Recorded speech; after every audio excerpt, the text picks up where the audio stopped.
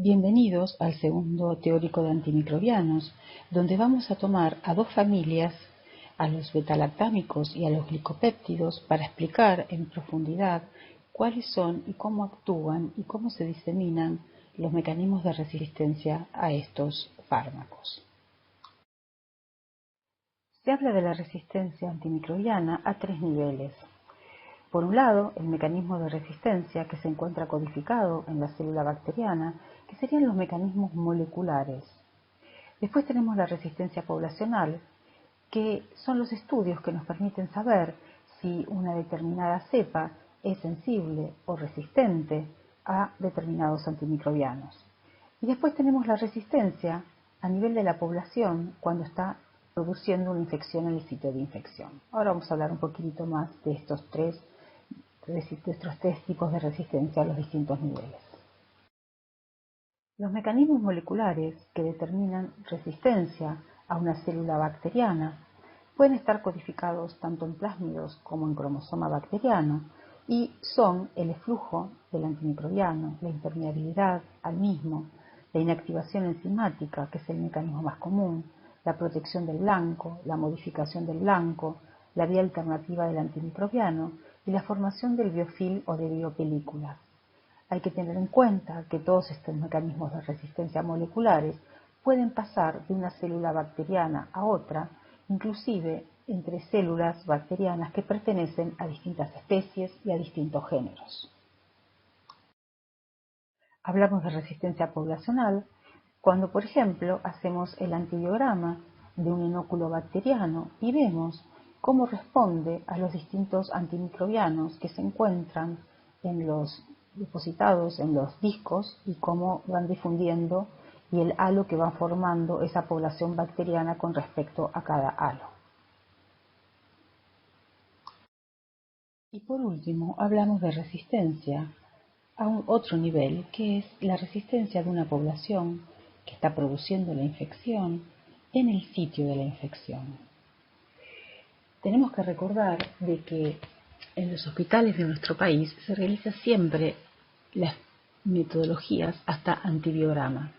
Y en aquellos laboratorios, que por suerte hoy en día son varios, donde se determina sensibilidad por automatización, o sea, aquellos hospitales que tienen el BITEC, por ejemplo, el resultado se informa en valor de SIM. Y este valor de SIM es importante porque permite evaluar parámetros farmacocinéticos y farmacodinámicos, sobre todo en aquellos pacientes con infecciones severas por microorganismos multiresistentes. Estos son los llamados parámetros PK-PD, PK por farmacocinéticos, PD por farmacodinámicos, y estos los van a ver ustedes bien cuando cursen fármaco y en micro2. Pero estos parámetros, conocerlos, para poderlos calcular, es necesario tener el dato de la SIM para los microorganismos multiresistentes que no tienen opciones terapéuticas.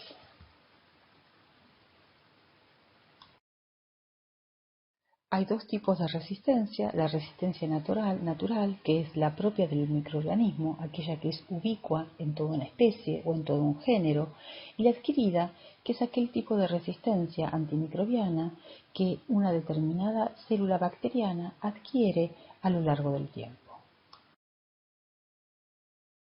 Y entonces, la problemática de la resistencia a antimicrobianos la podemos sintetizar como, por un lado, la multiresistencia y la evolución a la extrema droga resistencia antimicrobiana e inclusive la pan-droga resistencia, la alta frecuencia de aislamientos multidrogas resistentes a nivel mundial, el mayor porcentaje de cepas multiresistentes en nuestro país. La Argentina fue uno de los primeros países en reportar altos niveles de multidroga resistencia en la década del 80, y la presencia de cepas pan-droga resistentes en nuestros hospitales. Y saber que también en nuestras manos, todos aquellos que trabajamos en el área de la salud, podemos aportar soluciones muy concretas e importantes, como ser la vigilancia epidemiológica y el control de infecciones en cada uno de los hospitales y el uso racional de antimicrobianos. Entonces vamos a tomar como ejemplo, para explicar en profundidad la diversidad de los mecanismos de resistencia, a una familia que es la familia de los betalactámicos. Los betalactámicos se caracterizan porque es una familia de antimicrobianos que todos tienen un anillo betalactámico y todos tienen un mismo blanco de acción, que es la inhibición de las PPPs, lo cual lleva a la inhibición de la síntesis del peptidoglicano. Las PBP es la sigla del inglés Protein Binding Penicillins, o en español, proteínas ligadoras de penicilinas. Estas PBPs son las que están involucradas en la síntesis de la pared bacteriana. Al inhibir su actividad, es así como se inhibe la síntesis de la misma.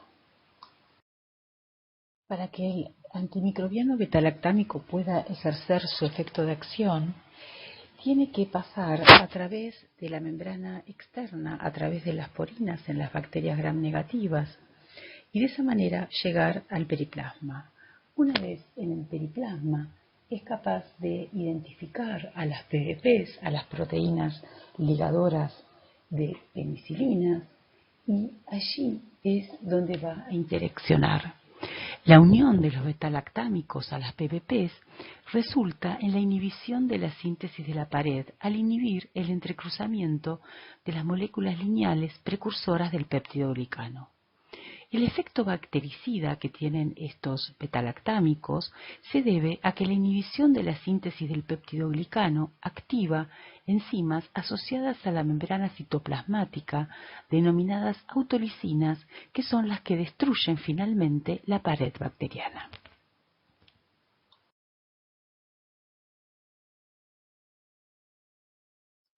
La síntesis de la pared bacteriana comienza dentro del citoplasma e involucra una gran cantidad de reacciones metabólicas, dando lugar a un pentapéptido, el cual es transportado por un carrier lipídico a través de la membrana citoplasmática y queda expuesto hacia el exterior de la misma. Allí, cuando se administran los betalactámicos, estos van a ir a encontrarse con las PBPs.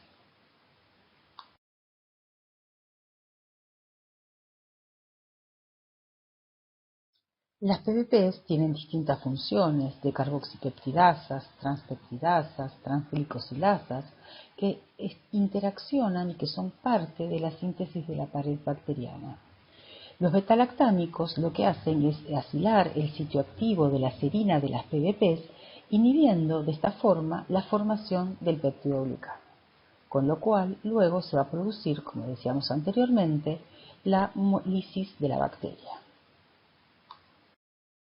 A partir de que empezaron a administrarse los betalactámicos, como contamos en el teórico anterior, la primera fue la penicilina.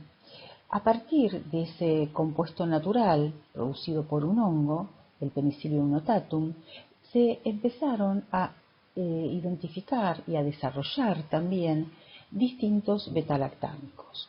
Así es como hoy en día tenemos una larga lista, como ustedes ven acá, que muchos de ellos fueron compuestos químicos semisintéticos a partir de uno natural.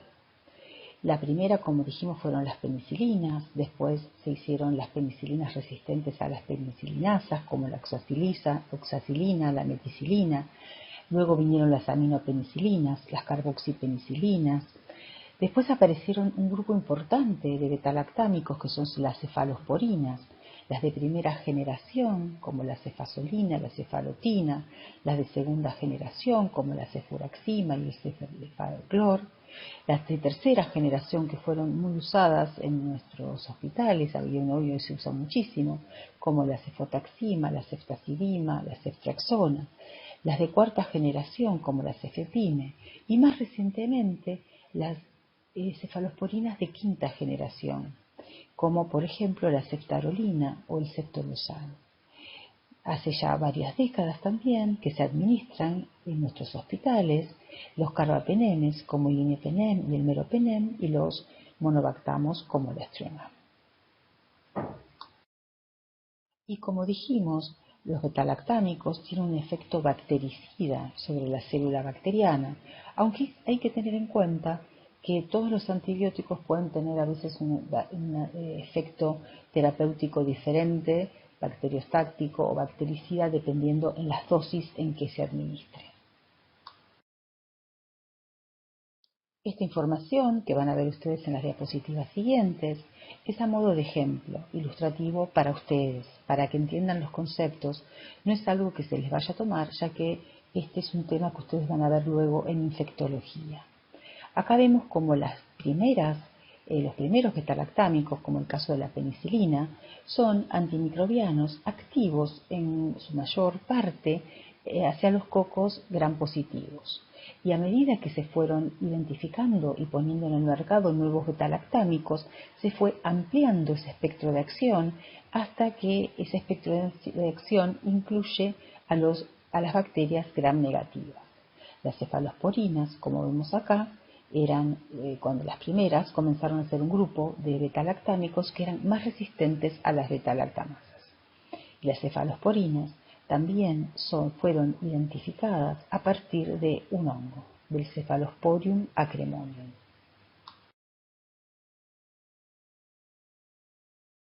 Entonces, a medida que se fueron diseñando y poniendo en el mercado nuevos betalactámicos, se fue ampliando y modificando el espectro de acción y, como les decía anteriormente, los más recientes tienden más a tener más actividad hacia las bacterias gram negativas.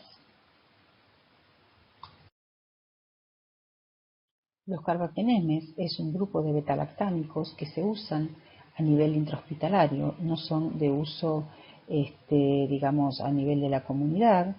Y los monobactamos también, el más utilizado es el astronam. Hay que tener en cuenta que todos los antimicrobianos betalactámicos presentan todo tipo de mecanismos de resistencia. O sea, puede haber producción de betalactamasas, que ahora vamos a explicar más en detalle en qué consisten, que les otorgan resistencia. Este es un mecanismo de inactivación del antimicrobiano, es el más importante y el más común, y lo que hace es hidrolizar el anillo betalactámico causando una activación del mismo. También, como mecanismo de resistencia, los betalactámicos pueden tener alteraciones en las PBPs que lleva a baja afinidad por el antimicrobiano betalactámico, alteración de la membrana externa llevando a disminución de la entrada del antimicrobiano, eflujo del antimicrobiano, del betalactámico, vía alternativa para el antimicrobiano betalactámico y, como mecanismo de resistencia, también los betalactámicos pueden tener por parte de las bacterias producción de biofilm.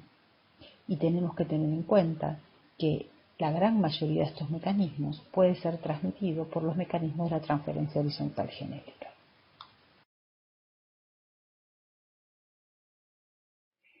Antes de comenzar a ver los determinantes de resistencia bacterianos a los betalactámicos para cada especie, vamos a explicar qué son y cómo actúan las betalactamasas, que es el mecanismo de resistencia de inactivación enzimática de antimicrobianos más frecuente en las cepas clínicas y que ustedes, como médicos, van a escuchar hablar de ellos en los hospitales. La producción de las betalactamasas es el principal mecanismo de resistencia para la mayoría de los betalactámicos en casi todas las especies bacterianas. Son enzimas que tienen codificación tanto plasmídica como cromosómica. Es una enzima producida por algunas bacterias, aquellas las cuales son resistentes, y entonces estas enzimas betalactamasas son las responsables de la resistencia de estas ante la acción de los betalactámicos, como las penicilinas, las cefalosporinas, los monobactámicos y los carbapenémicos. Cuando las betalactamasas inactivan a los carbapenémicos, se las denomina carbapenemasas. Y ustedes van a escuchar hablar justamente de carbapenemasas, que son las que tienen más impacto clínico en los hospitales. Como ya sabemos, los betalactámicos tienen un elemento en común dentro de su estructura molecular, que es el anillo betalactámico. Las betalactamasas rompen ese anillo, desactivando las propiedades antimicrobianas de la molécula. Entonces, como vemos en esta diapositiva, en la acción de las betalactamasas hay 4 actores principales: las PBP, o las proteínas ligadoras de penicilinas, que es el sitio blanco de los betalactámicos, el antimicrobiano betalactámico, la enzima betalactamasa y el pentapéptido, que es esencial para la síntesis de la pared bacteriana. Entonces la betalactamasa va a interaccionar con el betalactámico, inactivándolo. Las betalactamasas forman un grupo heterogéneo de enzimas y hay varios esquemas propuestos de clasificación, pero el que ha tenido más aceptación y mayor difusión es el propuesto por Bush, Jacobi y Medeiros ya hace años, en 1995, que tiene en cuenta para la clasificación las propiedades funcionales de las betalactamasas, así como su estructura molecular. Actualmente hay más de 2.000 betalactamasas descritas y algunas de ellas, como la KPC o la NDM, dan resistencia a todos los betalactámicos. Una alternativa muy usada para combatir a las cepas productoras de betalactamasas es el desarrollo y la administración de inhibidores de betalactamasas. Estos inhibidores lo que hacen es unirse en forma irreversible a la betalactamasa, por eso se llaman inhibidores suicidas. Al unirse irreversiblemente a la betalactamasa, ésta deja entonces de ser funcional y el antimicrobiano betalactámico puede actuar de esta manera, inhibiendo la síntesis de la pared bacteriana y de esta manera produciendo la lisis de la bacteria. Con lo cual, una cepa productora de betalactamasas, gracias a la administración de un inhibidor, puede hacer que esta cepa sea sensible a ese betalactámico. La actividad conjunta que decíamos recién la vemos bien en este gráfico. Si a un paciente que está infectado con una cepa resistente a la amoxicilina, productora además esa cepa de betalactamasas, se le administra solamente amoxicilina, acá como vemos en el gráfico, esa amoxicilina no va a ser efectiva sobre esta cepa bacteriana. Si se le aplica un inhibidor como el ácido clavulánico, entonces vamos a ver que esa administración tampoco es efectiva. La bacteria va a crecer.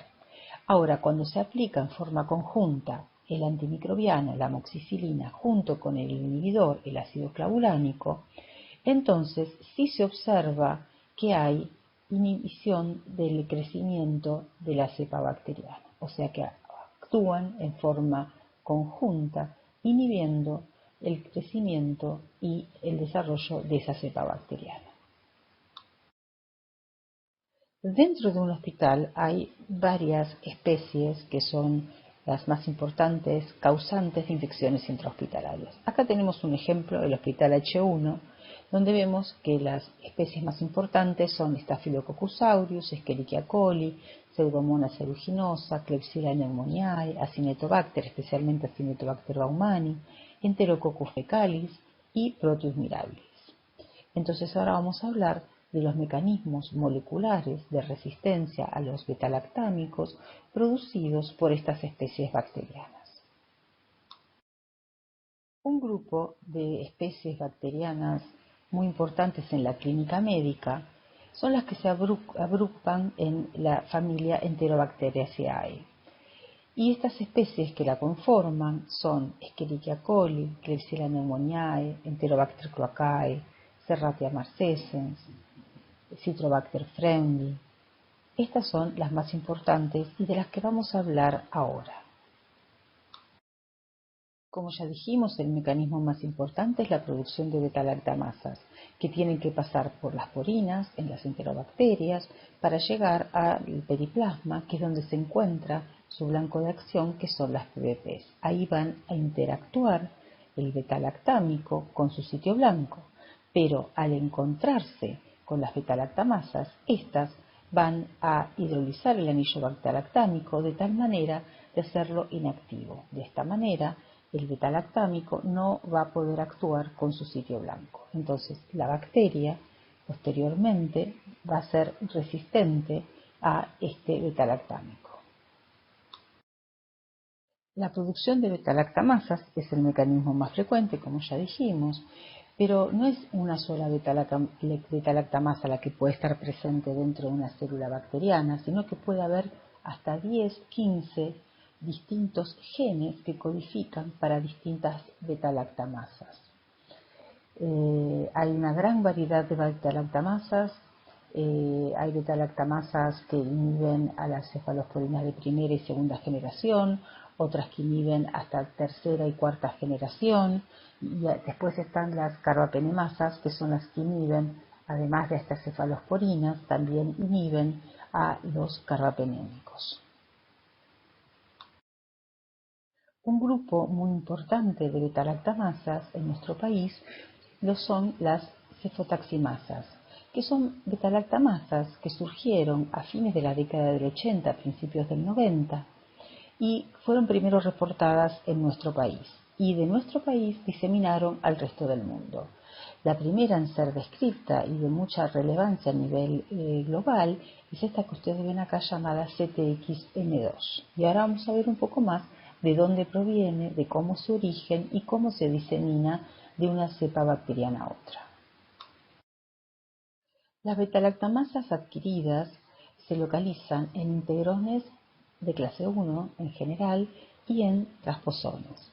O sea que estamos hablando de que estos genes que codifican para betalactamasas están insertados en plataformas genéticas que a su vez pueden movilizarlos. O sea, estamos hablando de resistencia antimicrobiana móvil.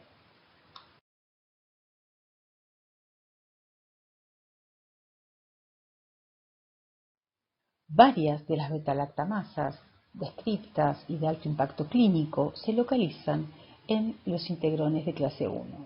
Los integrones de clase 1 es el mecanismo más diseminado en las bacterias gram negativas que otorga una plataforma genética para la captura de genes de resistencia antimicrobianos y su expresión. La expresión va a estar dada porque esos genes cassette que se insertan en la zona variable del integrón van a poderse expresar gracias a ese promotor PC que se encuentra cercano o dentro del gen de la integrasa. A su vez, la integrasa, al expresarse, puede reconocer distintos genes de resistencia antimicrobianos, no solo genes que codifican para betalactamasas, y de esa manera, en esta zona variable, vamos a tener una plataforma genética con resistencia a varias familias de antimicrobianos. Dentro de los integrones de clase 1, que cuando uno, digamos, encuentra un gen que codifica para la integrasa de clase 1 llamado INT1, se lo considera un marcador de multidroga resistencia en las enterobacterias y también en pseudomonas. Estas plataformas genéticas de los integrones de clase 1 pueden poseer, por ejemplo, carbapenemasas muy relevantes desde el punto de vista clínico, como la BLAVIN2 y también otras de las familias que se llaman INT. Y al localizarse en esta plataforma genética de resistencia, tengan en cuenta que van a estar asociadas a otras resistencias, a otras familias de antimicrobianos. A su vez, estos integrones, como decíamos anteriormente, se pueden localizar dentro de otros transposones y dentro de plásmidos. Lo que hacen es permitir una mayor diseminación de estas carbapenemasas hacia otras células bacterianas. A su vez, estos integrones de clase 1 pueden ser invadidos por otros transposones o por otras recombinasas o por otras secuencias de inserción. En el caso de los integrones de clase 1 diseminados y descritos en las cepas clínicas de nuestro país, se ha identificado desde los inicios de la década del 90 la invasión de esta recombinasa, la ISSR1, que es una recombinasa que es capaz de insertarse primero en un ADN blanco, que puede ser un ADN cromosómico, como es este caso que vamos a ver acá, y luego llevarse al ADN flanqueante de ese lugar donde se insertó y posteriormente tiene la capacidad de insertarse dentro de la plataforma del integrón de clase 1 con lo cual crea dos zonas variables de los integrones estos, que se llaman integrones complejos por tener justamente dos zonas variables. La primera zona variable sería la que está otorgada por los genes cassette de resistencia a antimicrobianos y que se movilizan gracias a la integrasa de clase 1. La segunda zona variable estaría dada por esta segunda recombinasa, la ISSR1, que es capaz de captar genes cromosómicos de otras cepas bacterianas, y todo esto después se encuentra dentro de una misma plataforma genética con dos zonas variables. En el caso de la CTXN2, esta beta-lactamasa que da resistencia antimicrobiana a las cefalosporinas de tercera y cuarta generación como cefotaxima, ceftriaxona, cefepime, se encuentra justamente el gen que codifica para esta beta-lactamasa en esa segunda zona variable.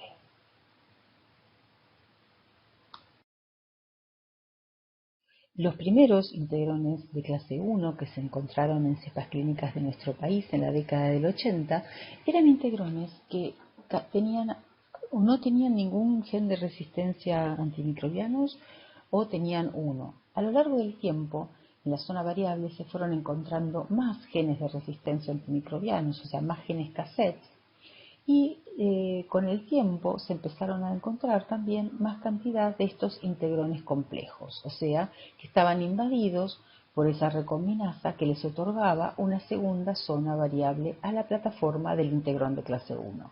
De esta manera, en muy pocos kilobases, lo que podemos tener es varias resistencias a antimicrobianos que se transmiten y diseminan en forma conjunta. Esto es lo que ocurre en las enterobacterias.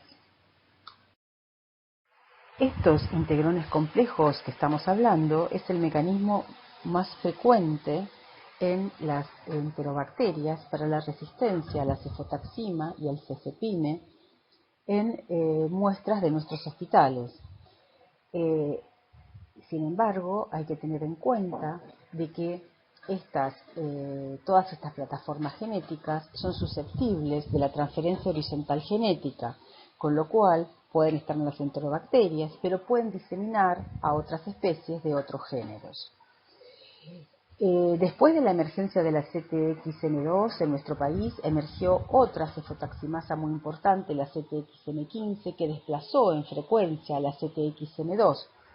Pero esto, digamos, es algo que se va viendo y como ustedes saben, la epidemiología es algo cambiante, por eso es tan importante realizar vigilancia epidemiológica para ver cuáles son los determinantes de resistencia a antimicrobianos que están circulando en cada región geográfica. Es muy interesante el origen de la CTXN2, así como les dije que esta recombinasa ISSR1 es capaz de tener como blanco de ADN una zona de un cromosoma bacteriano. Por estudios de bioinformática y de análisis de secuencias de ADN, se pudo determinar que este gen CTXN2, esta beta-lactamasa, es ubicua dentro del género Cluivera, específicamente dentro de una especie, es dentro de Cluivera ascordata. Entonces acá hubo un proceso de movilización de ADN de una cepa que no es usualmente patógena para el humano como Cluviera, pero que pasa por los mecanismos de la transferencia horizontal genética a otra cepa. Entonces, primero ocurrió, esto es un proceso biológico, o sea que varios pasos están involucrados. Primero ocurrió la inserción de la ISSR1 río abajo de la CTXN2, después esto se movilizó, la ISSR1 arrastró parte del ADN flanqueante, que es algo conocido de su mecanismo, y posteriormente este fragmento de ADN pasó a una cepa clínica donde invadió una zona, un integrón de clase 1, y de esta manera comienza a diseminarse dentro de las cepas clínicas. Entonces, si vemos la plataforma genética de la beta-lactamasa CTXN2 en nuestro país, vemos que tiene una zona variable de los integrones de clase 1, donde puede haber de 1 a 7 u 8 cassettes de resistencia a diferentes familias de antimicrobianos, y una segunda zona variable donde se encuentra el gen CTXM2, procedente en realidad del cromosoma de Cliveras corbaca. Por otro lado, vemos que en esta plataforma genética hay muchos transposones y otros genes de resistencia a antimicrobianos, a otras familias inclusive, y que toda esta estructura se encuentra dentro de un transposón, el cual se puede movilizar de un ADN a otro. Estos transposones suelen encontrarse además dentro de plásmidos o de islas de resistencia a antimicrobianos, y de esta manera se garantizan su diseminación en las cepas clínicas. Y al analizar los mecanismos de la transferencia horizontal genética involucrados en la diseminación de estas plataformas genéticas, en las enterobacterias se sabe que el mecanismo más frecuente es la conjugación, que ya vimos en un teórico anterior. Entonces, este mecanismo es el que le permite a las enterobacterias compartir los mecanismos de resistencia a antimicrobianos. Estudios que se han hecho a lo largo de todos estos años en nuestro país detectaron a partir del 2008 la emergencia de resistencia a carbapenemes en las enterobacterias.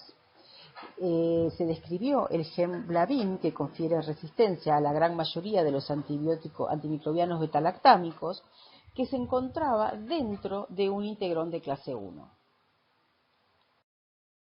Así como hay carbapenemasas que se encuentran localizadas en la plataforma genética de los integrones de clase 1, hay otras carbapenemasas muy importantes desde el punto de vista infectológico y que también tienen diseminación global, como la de carbapenemasa KPC, y esta es una carbapenemasa que se encuentra en un transposón, o sea, a diferencia de la BIM y de las IMP que se encuentran en integrones de clase 1, la KPC se encuentra dentro de un transposón, y de esta manera es como disemina y ha diseminado a nivel global. Esta carbapenemasa tiene la característica de que da resistencia a todos los antimicrobianos betalactámicos. Al realizar el antibiograma podemos ver el perfil de sensibilidad de cepas de Klebsiella pneumoniae productoras de KPC, y es usual en nuestros hospitales encontrar un antibiograma como este que ustedes ven acá, de extrema droga resistencia, donde hay muy pocos tratamientos posibles para un paciente infectado con una cepa de estas características.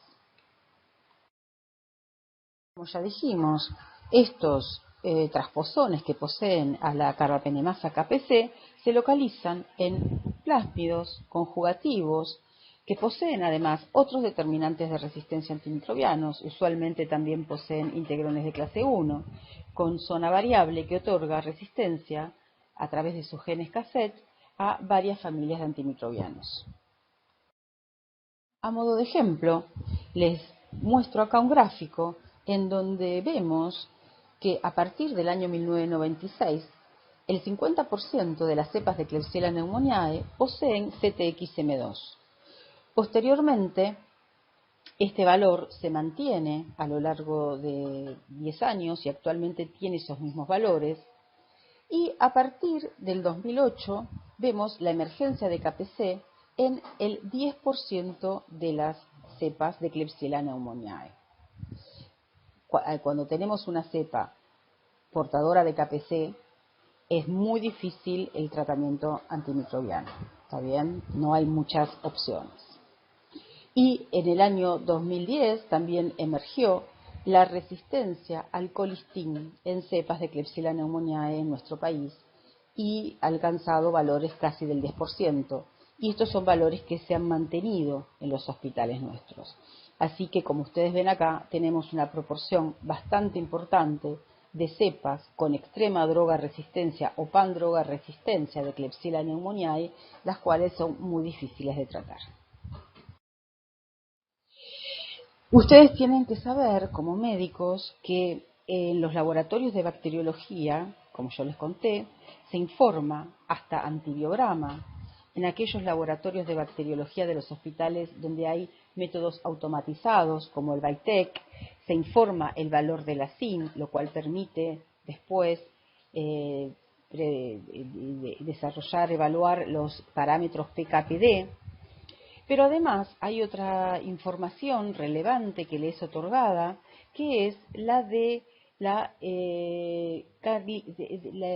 si las cepas que están analizando en el laboratorio poseen beta-lactamasas o carbapenemasas. Este análisis se hace de manera sencilla sobre una placa de Petri en la cual se siembra la bacteria a testear y se ponen distintos discos con antimicrobianos, betalactámicos, como ustedes ven acá, y se miden los halos, ¿está bien? En algunos casos se pone el inhibidor. Ustedes no tienen que saber exactamente cómo se hace, digamos, este tipo de estudio, pero sí tienen que saber la información que les van a otorgar a ustedes y también la información que ustedes pueden pedir. Si una cepa resistente, por ejemplo, a la cefotaxima, es portadora de una beta-lactamasa, es diferente a tener una cepa una cepa clínica que no tiene beta-lactamasas resistente a cefotaxima. ¿Por qué? Por lo que ya estuvimos hablando todo este tiempo. La herencia de las mutaciones que determinan una resistencia, como ya sea modificación del blanco o impermeabilidad, se heredan en forma vertical.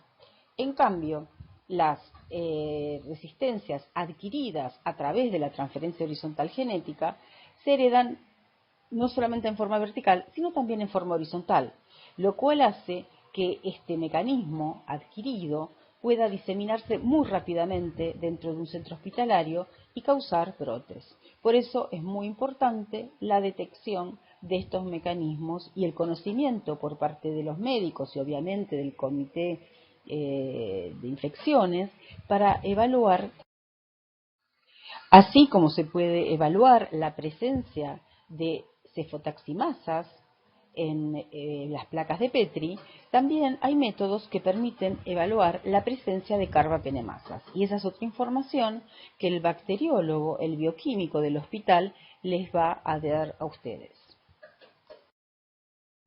Entonces, este método sencillo, que consiste en ver los halos de inhibición alrededor de los diferentes discos que se colocan, nos permite detectar si hay resistencias a betalactámicos adquiridos o no. Ahora vamos a ver la problemática de la resistencia a los betalactámicos en otra especie muy importante en los hospitales nuestros y a nivel global, que es la especie de Acinetobacter baumannii. La resistencia a carbapenemes emergió ya a mediados de la década del 90 en nuestro país y fuimos uno de los primeros países en reportarla, y posteriormente también emergió en todo el mundo. Actualmente, más del 90% de las cepas que se aíslan en nuestros hospitales es resistente a los carbapenemes. Y en Acinetobacter baumannii, cuando una cepa es resistente a los carbapenemes, es también usualmente resistente a la gran mayoría de familias de antimicrobianos, con lo cual estamos en presencia de cepas, al menos con extrema droga resistencia. Acinetobacter baumannii tiene la característica de que tiene una isla de resistencia a antimicrobianos que puede acumular hasta más de 40 genes de resistencia a antimicrobianos. O sea que tiene una isla genómica que se localiza en el cromosoma, que se transmite por herencia vertical, pero que es a la vez un sitio hotspot, o sea, que significa de alta recombinación, una zona caliente, donde se van a insertar integrones y transposones que a su vez llevan otros determinantes de resistencia a antimicrobianos. Esta isla se llama ABA-R. Y así como vimos que en las enterobacterias el mecanismo de la transferencia horizontal genética más frecuente para la diseminación de la resistencia adquirida es la conjugación, bueno, en Acinetobacter baumannii el mecanismo más frecuente es el de la transformación. Es inusual ver plásmidos conjugativos y que la conjugación tenga un rol preponderante en la transferencia y diseminación de la resistencia a antimicrobianos, en esta especie, por supuesto. Por ejemplo, se sabe que Acinetobacter baumani es 100 veces más competente, o sea, tiene la capacidad de adquirir ADN por su estado de competencia a través de la transformación, es 100 veces más competente que las cepas de Staphylococcus aureus. O sea que de esta manera este mecanismo le facilita la incorporación de ADN en forma muy eficiente. Ahora vamos a ver la problemática de la resistencia a beta-lactámicos en Pseudomonas aeruginosa. Esta especie es una especie muy importante también a nivel global, no solamente obviamente en nuestros hospitales, y causa severas infecciones intrahospitalarias debido a que tiene resistencia natural, por un lado, y también causa infecciones en pacientes de la comunidad. En los pacientes de la comunidad puede ocasionar infecciones de piel y también es un patógeno muy importante en los pacientes que tienen fibrosis quística, ya que esta especie bacteriana suele aislarse de esta comunidad de pacientes y muchas veces está asociada al gran deterioro pulmonar que los lleva a la muerte a estos pacientes. Esta diapositiva vemos lo que les decía recientemente, de que Pseudomonas aeruginosa tiene una gran cantidad de resistencias naturales, intrínsecas, tanto antibióticos betalactámicos, como ustedes ven acá, como antibióticos no betalactámicos. Entonces, desde el vamos, tratar a pacientes infectados con Pseudomonas aeruginosa es complicado para los infectólogos. Además, como esta especie tiene la capacidad de adquirir muchos determinantes de resistencia antimicrobianos, usualmente presenta niveles de resistencia extrema. Así como vimos que la gran mayoría de las cepas de enterobacterias y de Acinetobacter baumani tienen como resistencia a los betalactámicos la presencia y la adquisición de betalactamasas, en el caso de Pseudomonas aeruginosa se han descrito, además de este mecanismo, el mecanismo de flujo y el mecanismo de impermeabilidad en una frecuencia importante. Siempre hay excepciones, así que las excepciones no las vamos a nombrar, pero bueno, hay enterobacterias que pueden adquirir por el flujo resistencia a los betalactámicos, pero la información que vamos a compartir es la que tiene relevancia infectológica desde el punto de vista que es la más frecuente. Por supuesto, la modificación enzimática y la presencia y adquisición de beta-lactamasas y carbapenemasas es el mecanismo más importante y de mayor impacto infectológico en Pseudomonas aeruginosa. Hay descritas más de 50 beta-lactamasas en esta especie, que a su vez, como ya sabemos, se localizan en transposones o en integrones y que a su vez se encuentran en plásmidos conjugativos. El eflujo cumple un rol importante en esta especie, ya que esta es una especie bacteriana que el 15% de su genoma codifica para bombas de flujo. Y estas bombas de flujo, por mutaciones puntuales, pueden o bien expresarse o bien adquirir la capacidad de bombear hacia el exterior antimicrobianos. Entonces así es como hay bombas de flujo que pueden dar resistencia adquirida no solo a betalactámicos, sino también a otras familias de antimicrobianos. Esta es una característica de las bombas de flujo. Cuando otorgan resistencia, no otorgan resistencia a un solo antimicrobiano, sino a varias familias diferentes, porque justamente este mecanismo no es tan específico.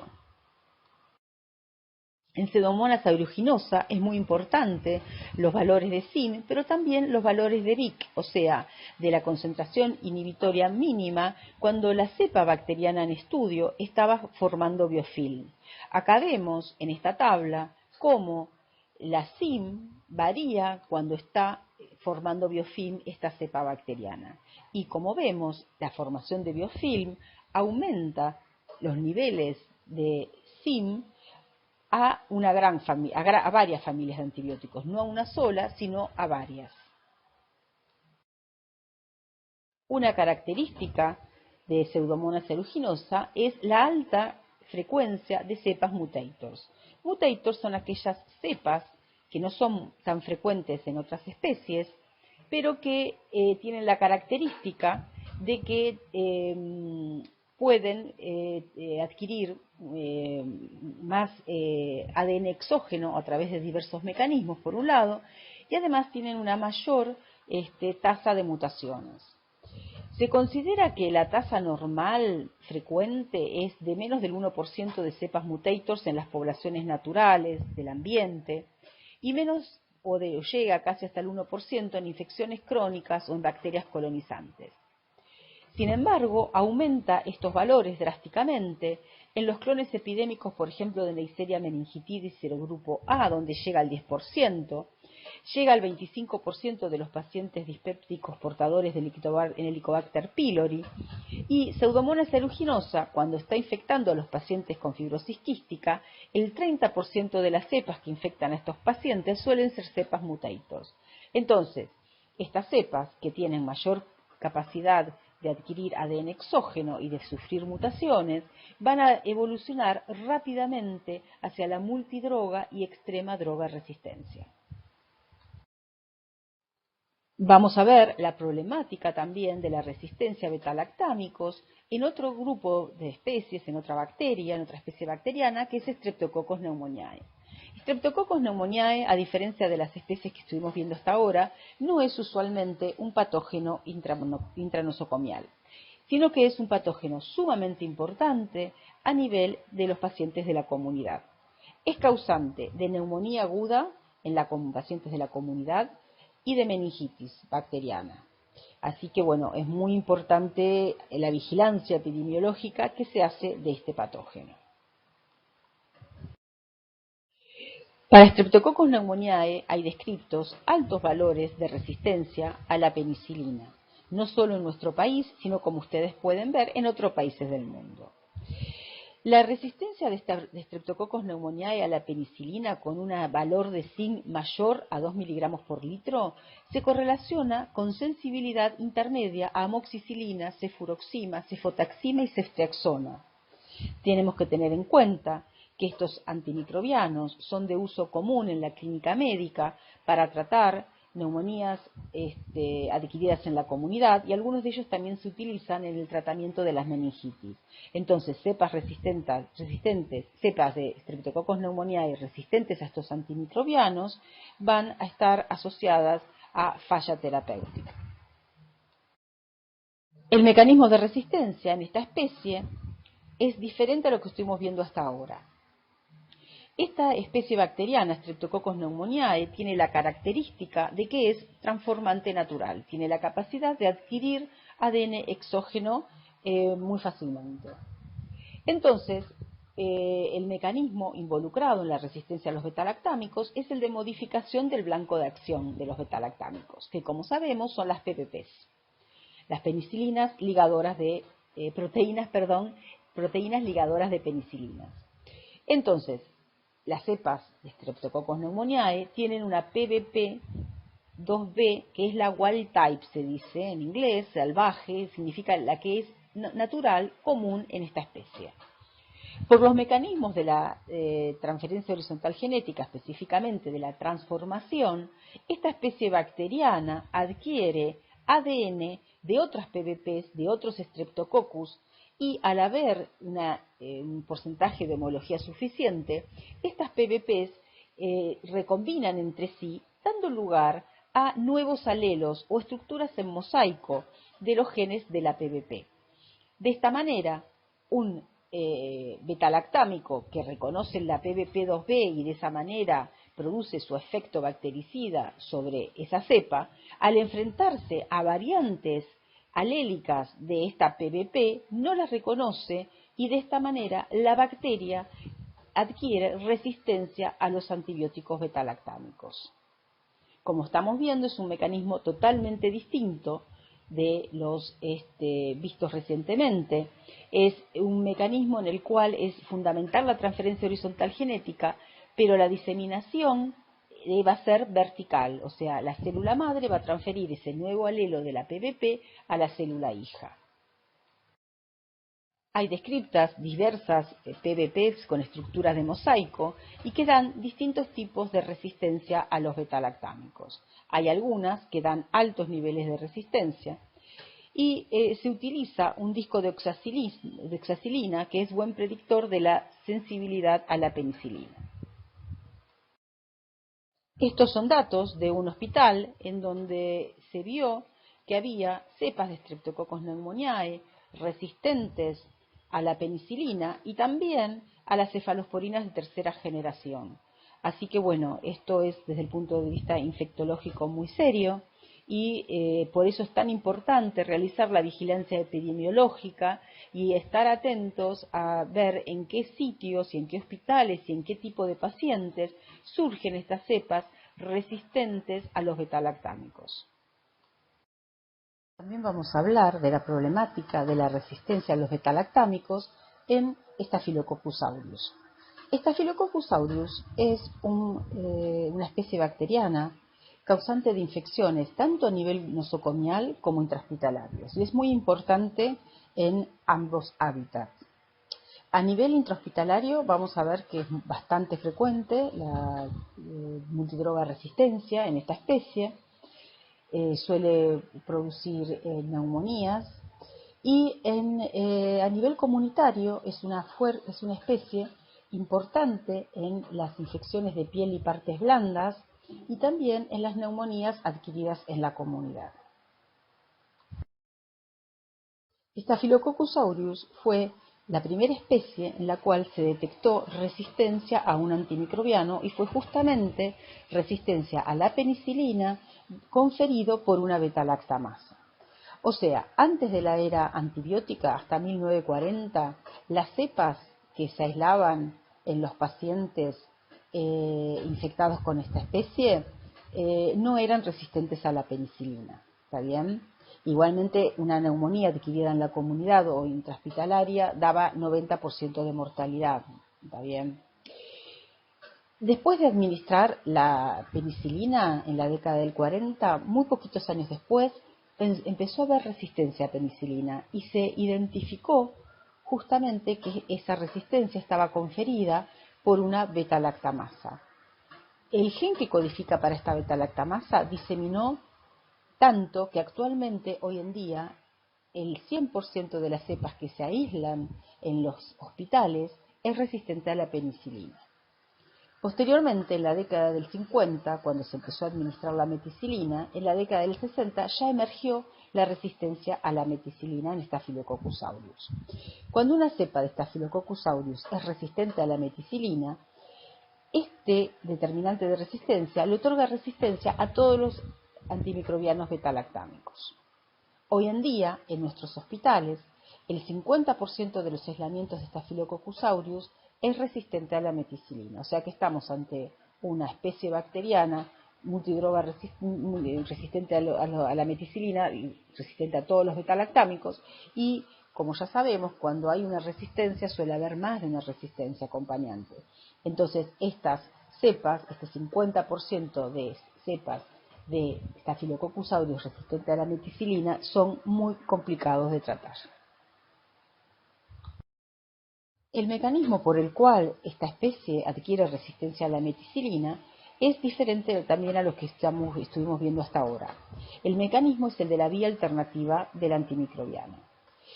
Estas cepas de Staphylococcus aureus sensibles a la meticilina pueden adquirir un determinante que es el gen MECA que codifica para una PBP, o sea, para una proteína ligadora de penicilinas. La PBP wild type o natural de Staphylococcus aureus es la PBP2A. Esta sí es inhibida por los betalactámicos, pero una cepa de Staphylococcus aureus al adquirir el gen MECA, este gen MECA suple la función de la PBP2A de tal manera que se sigue formando la pared bacteriana y de esta manera adquiere resistencia esa célula bacteriana a todos los antimicrobianos betalactámicos. Y como decíamos antes, generalmente la resistencia a meticilina tiene como acompañante otras resistencias a aminoglicósidos, a macrólidos, a quinolonas, etc. Por eso son de muy difícil tratamiento estas cepas. Y el mecanismo por el cual una cepa de Staphylococcus aureus adquiere el determinante de resistencia a MEC-A es a través de la transducción. Así que estamos viendo cómo es un mecanismo de la transferencia horizontal genética diferente a lo que estuvimos viendo hasta este momento. Así como hay Staphylococcus aureus meticilino resistentes, que se abrevian con las siglas que ustedes ven acá, SAM-R, hay SAM-R hospitalarios, también ha emergido los SAM-R, o sea, los meticilinos resistentes, en la comunidad. Ya les había comentado que Staphylococcus aureus también es un patógeno de la comunidad, al ocasionar infecciones de piel y partes blandas y también neumonía adquirida en la comunidad. Pero no solo las cepas de Staphylococcus aureus, sino también aquellas que ya han adquirido resistencia a la meticilina, son usualmente, o se pueden, digamos, aislar en pacientes de la comunidad. Lo que se observó es que había ciertas características en cómo emergían los SAM-R de la comunidad. Surgían en grupos, digamos, cerrados, como por ejemplo jugadores de rugby que estaban concentrados, o dentro de las Fuerzas Armadas, o en guarderías, o en presos. Eso tiene que ver con cómo se transmite el Staphylococcus aureus. Los primeros brotes surgieron en la década del 90 en distintas regiones del planeta, y nosotros tuvimos acá en la región uno muy importante, un brote de Staphylococcus aureus meticilino resistente en la comunidad, que emergió en realidad en Uruguay y después diseminó algunos clones también a nivel regional, y en Uruguay ocasionó muertes, o sea, es un clon que era bastante virulento. Y bueno, acá tenemos la evolución de cómo es la frecuencia de cepas de Staphylococcus aureus en un determinado hospital.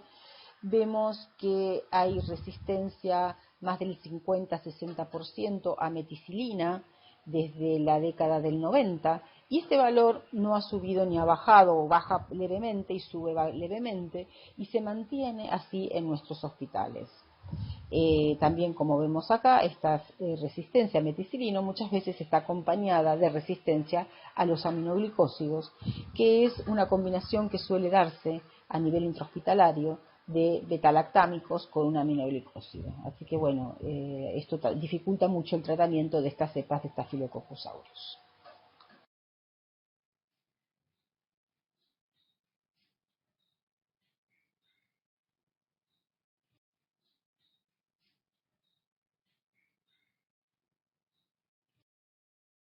Ahora vamos a proseguir con la segunda parte de este teórico de mecanismo de resistencia a los betalactámicos y a los glicopéptidos.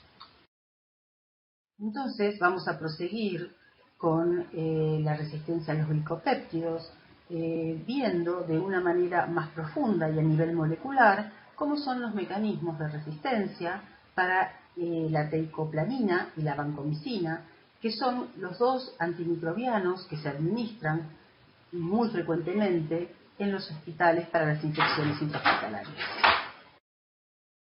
Las especies donde impacta más la adquisición de la resistencia a los glicopéptidos es en el género Enterococcus y en Staphylococcus aureus.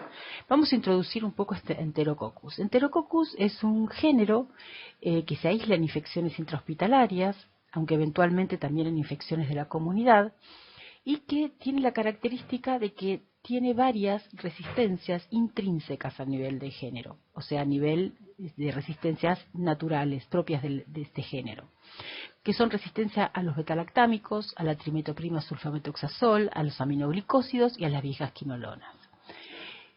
Cuando vemos las resistencias propias a nivel de especie, vemos que Enterococcus faecium es resistente natural al imipenem, a la amicacina, Enterococcus faecalis a la clindamicina, Y Enterococcus gallinarum, Caseliflavus y flavescens son resistentes naturales a la vancomicina.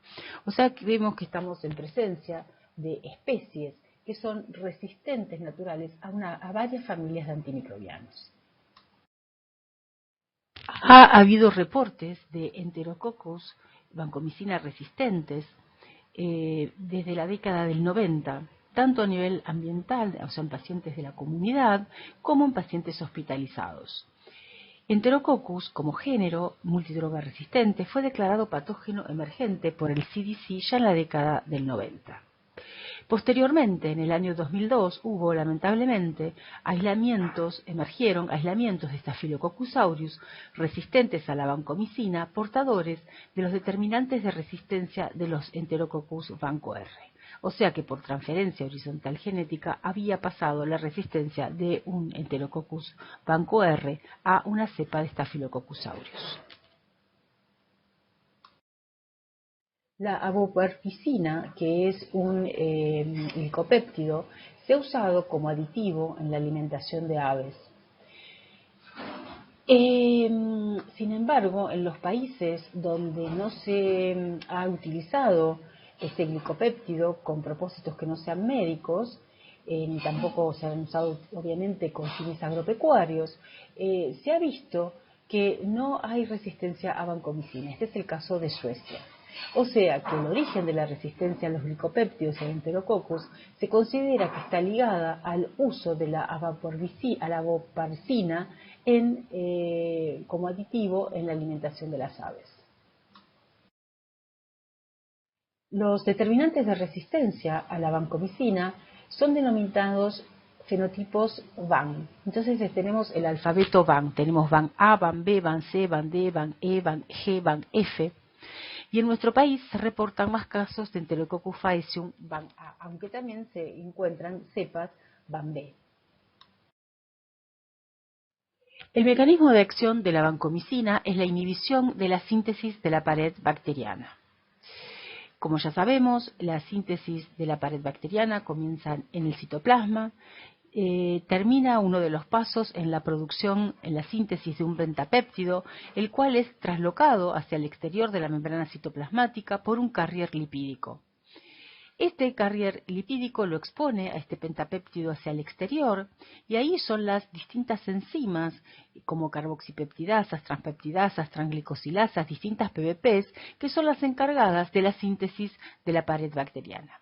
Sin embargo, la vancomicina tiene afinidad por el extremo de ala del pentapéptido y se une de tal manera que las PBPs no pueden interaccionar de esta manera con el pentapéptido, con lo cual se inhibe la síntesis de la pared bacteriana y se produce la bactericidia de la célula bacteriana. En el mecanismo de resistencia a la vancomicina hay varios genes involucrados. De hecho, es un operón. Y tenemos genes reguladores. Tenemos sensores como el gen VAN-S que sensa que haya administración de vancomicina en el exterior y si registra de que hay administración de vancomicina en el exterior de la célula bacteriana, es lo que alerta a todo al operón y promueve la transcripción y entonces la producción de todas las proteínas involucradas en la resistencia a la vancomicina. Hay otros genes que son requeridos para la resistencia a los glicopéptidos, como la ligasa, que es la que se denomina gen VAN-A, y hay otras proteínas accesorias. Todo este conjunto de genes, entre otras cosas, lo que hace es producir un pentapéptido que en vez de tener en su extremo el dipéptido de ala, tiene el dipéptido de ala de LAC. De tal manera que cuando la vancomicina es administrada, la vancomicina va a interaccionar con los pentapéptidos que son de ala, pero los pentapéptidos que son de ala de LAC van a estar involucrados en la síntesis de la pared bacteriana, con lo cual es un mecanismo de resistencia del tipo de desvío metabólico o vía alternativa del antimicrobiano. O sea, en este caso el antimicrobiano va a interaccionar con su blanco de acción, pero va a haber un nuevo set de genes, un operón, que va a permitir que la síntesis de la pared bacteriana siga adelante. El gen VAN-A lo que hace justamente, lo que está involucrado, es en la síntesis de esa unión de ALA al DELAC. Por eso es una ligasa. De esta manera, el dipéptido de ALA-DELAC sirve de sustrato para la síntesis de la pared bacteriana. La pared bacteriana se forma normalmente y la bacteria entonces es resistente a la vancomicina. El sensor, que dijimos antes, es el gen VAN-S, que sensa la presencia de vancomicina en el medio exterior y de esa manera alerta al sistema del operón para que se active la transcripción y de esta manera este operón, que va a estar silenciado si no hay administración de vancomicina, va a activarse y se van a transcribir todos los genes involucrados en la resistencia a la vancomicina. Al igual que otros mecanismos de resistencia antimicrobianos que estuvimos viendo, el operón VAN-A se localiza dentro de una plataforma genética de un transposón, de tal manera que puede diseminar a otras células bacterianas por transposición. Y vamos a ver que también se encuentran plásmidos, con lo cual puede pasar de una cepa a otra a través de los plásmidos. De hecho, en el año 2002, como les había comentado anteriormente, cuando se describió a la primer cepa de Staphylococcus aureus resistente a la vancomicina, se encontró que tenía el transposón TN1546 con el operón VAN-A. Y estaba esto dentro de un plásmido conjugativo. Así que lo que es posible que en este proceso haya estado involucrado el pasaje por conjugación de una cepa de Enterococcus a una cepa de Staphylococcus aureus. Cuando tenemos una cepa resistente a meticilino que adquiere este transposón, estamos en presencia, casi con seguridad, de una cepa que posee extrema droga resistencia, ya que la resistencia a la meticilina y a la vancomicina no deja muchos, espacios terapéuticos para tener una administración antimicrobiana exitosa. Han sido descritos Enterococcus que tienen mutaciones que inactivan la síntesis del dipéptido de ALA. Cuando esa síntesis está inhibida, entonces la bacteria muere porque no tiene pared bacteriana. Sin embargo, las cepas de Enterococcus que han adquirido el fenotipo VAN-A o VAN-B poseen un operón que les permite justamente la síntesis de la pared bacteriana. Ahora bien, estas cepas solo van a crecer en presencia de vancomicina, o sea que son cepas resistentes a la vancomicina que solo crecen en presencia de este antimicrobiano. Cuando vemos las frecuencias de Enterococcus vancomicina resistentes en el hospital H1, vemos que alrededor del 30% desde el año 2005-2006 son resistentes a la vancomicina. ¿Está bien? Igualmente Enterococcus no es una especie, un género muy aislado en nuestros hospitales, a veces no llega ni al 3, 4, 5%. En otros países la prevalencia de las cepas de Enterococcus es más alta.